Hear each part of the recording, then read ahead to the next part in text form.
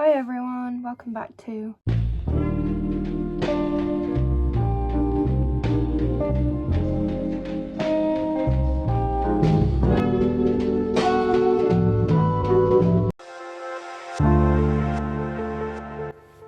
hi everyone, thank you for being here. So today I want to share something that's helped me better understand mental health, both my own and others, and that is fiction. So when I know this is a bit off topic for what I usually post content of, but I feel like the motorbike content was starting to get repetitive, so I've decided to talk about books. I absolutely love them. So I believe that sometimes the most powerful insights into mental health don't come from textbooks, they don't come from professionals, but they come from stories written by other people who most of the time have a big understanding of mental health because they have experienced it themselves. Professionals have a professional understanding of mental health. They have a understanding based on the information they have right in front of them. Whereas stories, most of the time the writer has lived experience of mental illness. I don't know the right word. So books have a way of showing like the human side of mental illness, the everyday realities, the quiet struggles, and the resilience it takes to just get through the day. So if you're someone that struggles with mental health, or you love someone who does, I hope these reflections help you feel a little bit less alone. So I'm going to talk through novels. They explore anxiety, trauma, intimacy, isolation, and the complexity of the mind in a way that has stayed with me and might help others feel seen, understood, or less alone. So I have a script for this because obviously I'm not going to remember every single detail. So I've done some research and I've written a script. So if I'm looking up, it's because I'm looking at the book. So book number 1 is Turtles All the Way Down by John Green. I absolutely love this book. To be fair, I really like a lot of John Green's books. They are very well written. So Turtle All the Way Down follows Asa Holmes, a teenage girl who lives with obsessive compulsive disorder and anxiety. What makes this book unique is its focus on the internal experience of anxiety, especially intrusive thoughts and mental spirals, which are rarely portrayed so accurately in fiction. So Asa knows her thoughts don't make logical sense, but that doesn't stop them from taking over. Readers are brought directly into her mind, where we see how exhausting it is to constantly question your own reality. So for anyone who's experienced anxiety or OCD, this book offers validation that without glorifying the struggle. It shows how mental illness can impact relationships, identity, and even day-to-day decisions, and how recovery is not a straight line. Personally, as someone who deals with anxiety, I find it refreshing to see a character who doesn't overcome her condition in the typical way. She learns to live alongside it. That's a powerful message for anyone on a mental health journey, especially because with anxiety, that isn't something that is ever going to go away. Anxiety is a normal human emotion, but some people just have the limiter put to 100, whereas people have it at like 10, 15. So I think this book portrays it the most realistically, because mental illness most of the time is something that you just learn to live with. There are some that you can cure, and anxiety, you can bring the levels down so much so that you're not struggling every single day. So the next book is a probably very well-known book in the mental health community. It's The Perks of Being a Wallflower by Stephen Chbosky. I don't actually know how to say his last name, but I think it's Chbosky. So, The Perks of Being a Wallflower is a coming-of-age story about Charlie, a socially anxious and deeply thoughtful teenager navigating friendship, grief, and emotional trauma. What's most striking in the book is the sense of emotional isolation that runs through the book. Charlie is surrounded by people, yet he often feels completely alone. The story highlights how past trauma can shape our ability to connect with others, and how difficult it can be to express that pain, even you don't fully understand. The now famous quote, we accept the love we think we deserve perfectly captures how self-worth and relationships are deeply linked. This book doesn't offer easy solutions, but it does remind readers that connection is possible, even for those who feel different, lost or invisible. It's a comfort to anyone who's felt like they are watching life from the sidelines. I absolutely love this book. I love Charlie. I love the film they've made of this as well. The quote, "We accept the love we think we deserve," is such a powerful quote, because people really do accept the love that they think they deserve, even if it's less than we know that they deserve. We know that they deserve much more than something, because the quote is Charlie talking about the girl that he's in love with and she dates.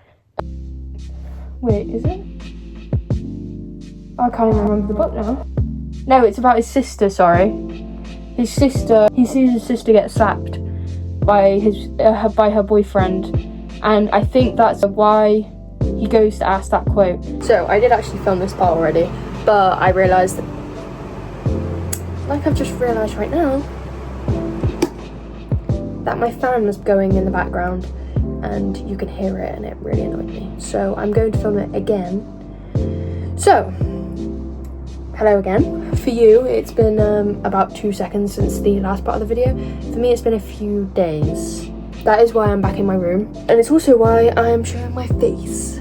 Because if you are from the UK, then you know that this summer weather is absolutely fucking disgusting.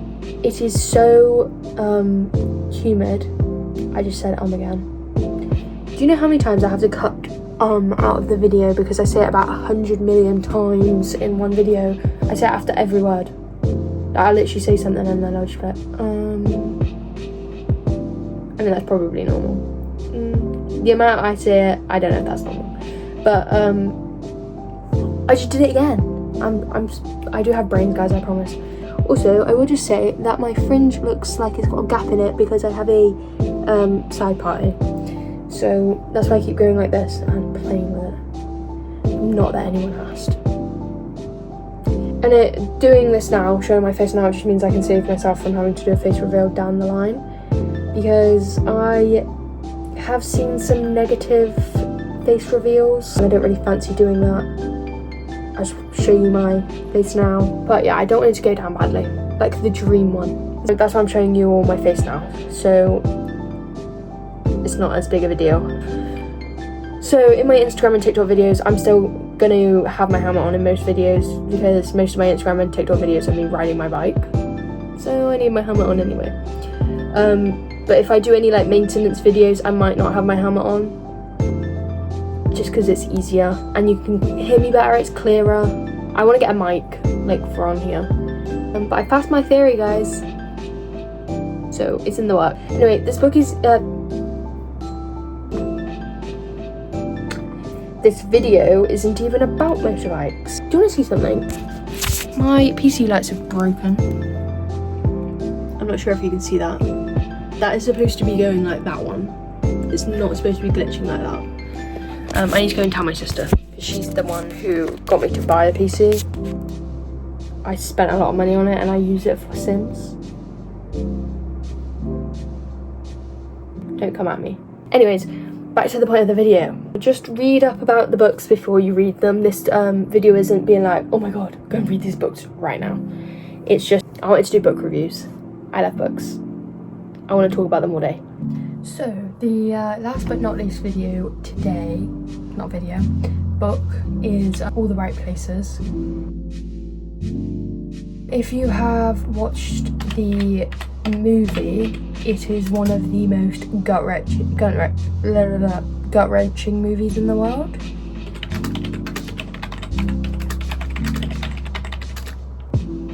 I got my notes back up. I am looking at getting a tripod so that I can have like the camera like right here, because that's a lot better.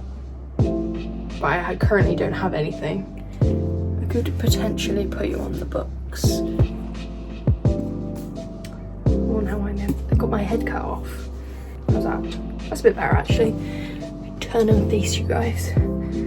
So, All the Right Places is a book about Finch and Violet.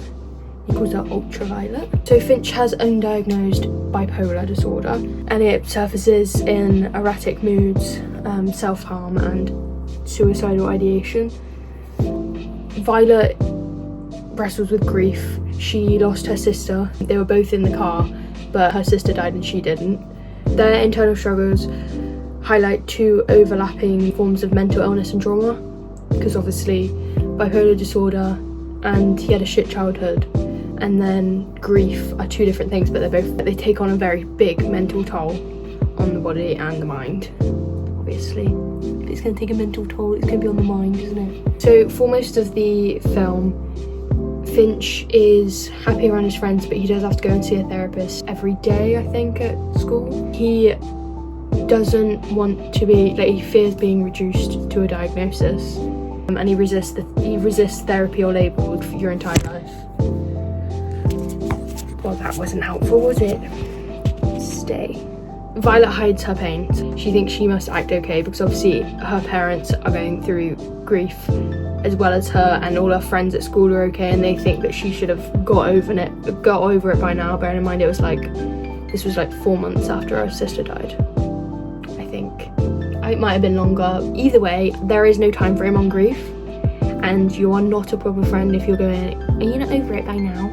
That's the most horrible thing to say in the entire world. I've never lost anyone close to me apart from my childhood dog, and that was so painful. So I can't even imagine what losing a sister would be like. I can't imagine losing my sister. I think that would genuinely kill me. That is my worst nightmare. So there is never a time frame on grief. Most people I've heard of say that the grief never goes away, you just grow around it. So anytime anyone's trying to tell you to get over it, just tell them to shut the fuck up. Violet's sister wasn't very old, so she doesn't get to have the rest of her life to do all the things she wanted. So you could, if at that time the grief is so big that you can't see anything else, you could live for that person. You could do what that person wanted to do when they were alive. So I think a big thing with this book is that it really helps people to feel seen. Obviously, I said that one reader said about it made them feel less alienated, but there is another reader who said to proceed with caution, because some people found it triggering or romanticizing suicide, because they said it did not help me, made me romanticize my own mental health issues. I think the main thing with this book and this movie is emotional timing. It's validating for some, and it may stir up old wounds for others. It makes people feel seen, but then there are some people who, like this reader said, that will romanticize their mental health issues.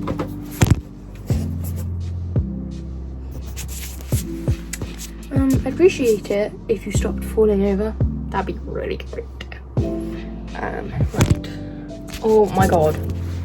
This is why I need a tripod, guys. Stay, please. There we go. I think that's better. Have I gone blurry? Can you guys still see me? Hello? Anyways, bit off topic. I don't know what is happening right now, guys. I don't know how I feel more like myself with my helmet off.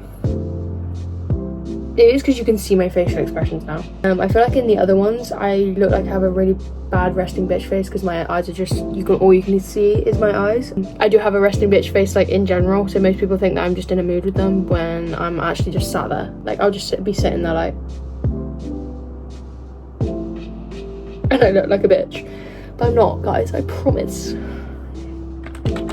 Right, let me actually find out what this means before I start rambling about stuff that's nothing to do with this video. So, when someone says something like, made me romanticize my own mental health issues, they usually mean that a certain influence, like movies, books, social media, or even relationships, has led them to view their mental health challenges in an idealized, aesthetic way. Instead of seeing them as difficult and serious, they begin to view them as something poetic, quirky, or emotionally profound. I think a good example of this is when someone says, I'm so OCD, because they need to have their pencils lined up, or they like to have their pencils lined up, or they like being neat. I think that's romanticizing mental illness, which I get it, but I guess there's different points of view. I think the for me, All the Bright Places it makes me feel more seen. Not that I don't have bipolar and I haven't experienced grief. I just mean that it really shows how difficult mental illness can be on people, and it really shows it in a way that's not like demonizing the person with the mental illness, because I feel like that can happen a lot of times when people are trying to portray it. But I think this portrays it in a really good way. But again, there's different viewpoints. I think with books, with art, with music, you can interpret them in the way that you want to interpret them. It's not like there's a specific way that you should be interpreting it. I can see how it'd be triggering. That movie can be very triggering because of the amount of, obviously, suicide that's that's referred to in it. But I don't know if I'd say that it's romanticising, but again, my opinion. Oh, do you want to hear another thing, guys? I did a free trial on CapCut, and guess what? I forgot to cancel it. And it didn't take the weekly amount, it didn't take the monthly amount, it took the yearly amount. £199 out of my bank. And I don't have £199 in my bank. The novel has sparked discussions around diagnosing bipolar and grief and how we support each other. If the book or the film resonates with you, I would seek support, talk to someone. There is resources at the end of the film.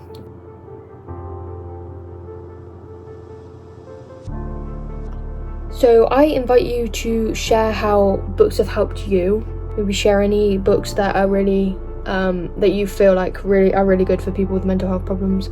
The books I've shared today are not self-help books. They are fiction that are based around people with mental health problems or people that have experienced trauma.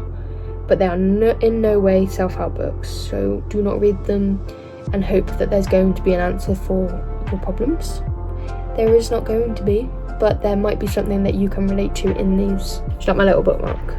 Isn't he cute? There we go. I've had him for years, so he looks a bit old, but I think he's so cute. I think that is everything. Thank you for watching. I really hope you enjoyed this video, and like I said, comment down below on some books that you have read that might have helped you, and see so we can help everyone else. I am not advising anyone to read any of these books, because I don't know what mental state you're in. It is up to you whether you read them. I think reading trigger warnings before reading a book is a really good idea. There is a site that tells you what is talked about. So basically I'm just telling you to take care of yourself.